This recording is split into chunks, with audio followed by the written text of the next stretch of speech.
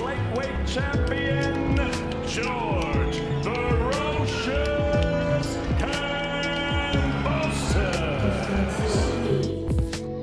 If you haven't already, please subscribe to my channel and enjoy the show.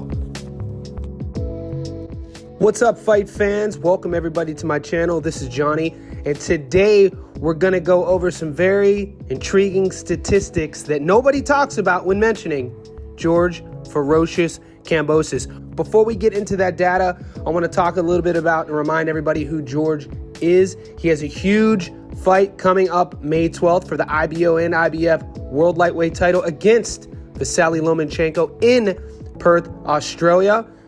Before we get there, we want to talk about his career record. George is 21-2 with 10 knockouts. That gives him a career knockout to win ratio at 48%.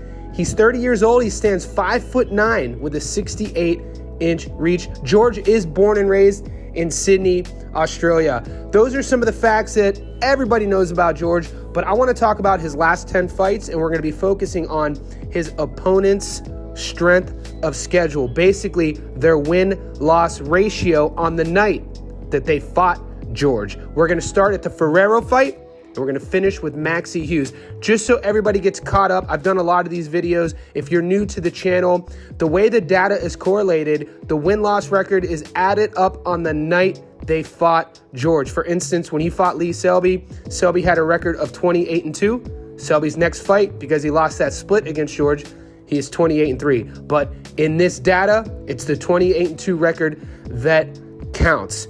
We're starting all the way from 10 fights ago, all the way up until the Maxie Hughes fight.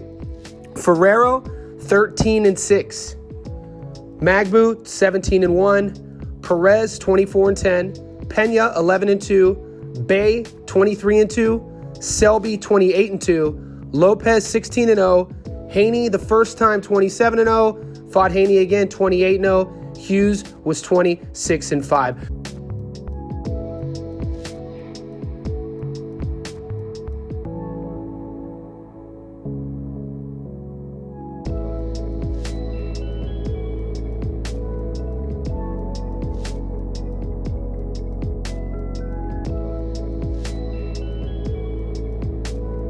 We add all of this up, guys, win-loss record.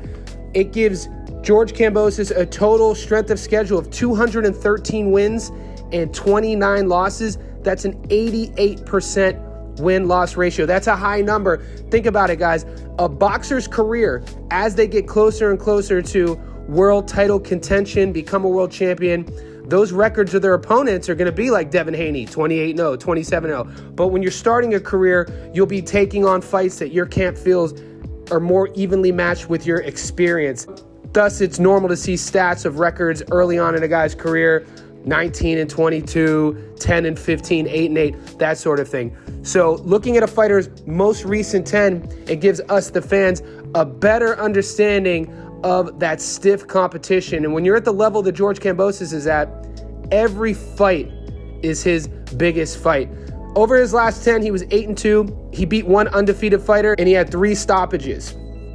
Going into the Lomachenko fight, when I look back at the last 10, the fight that stands out for me is definitely the Teofimo Lopez fight. The obvious reasons for that are the back and forth on social media, in the fight week, in the camp leading up, all the stuff that Lopez and Team Lopez was saying about George. They were looking past him, and just like a true road warrior like Kambosos is, comes in there early and stuns Lopez. The look on the whole arena's face, myself included, when he dropped him was nothing less than surprised.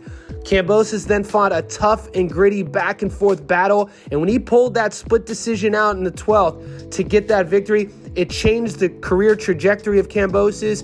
It also changed his legacy. This guy then went on to bring home 2 fights to Australia, packing out arenas against Devin Haney. He wasn't successful in those 2 fights, but he then defeated Hughes, and now look what's on the table this coming May, that title fight against Loma. George Kambosos is definitely a fighter that lives up to that nickname, Ferocious. If you guys want me to feature your favorite fighter or an upcoming fight talking about the statistics, let me know who that is in the comment section below.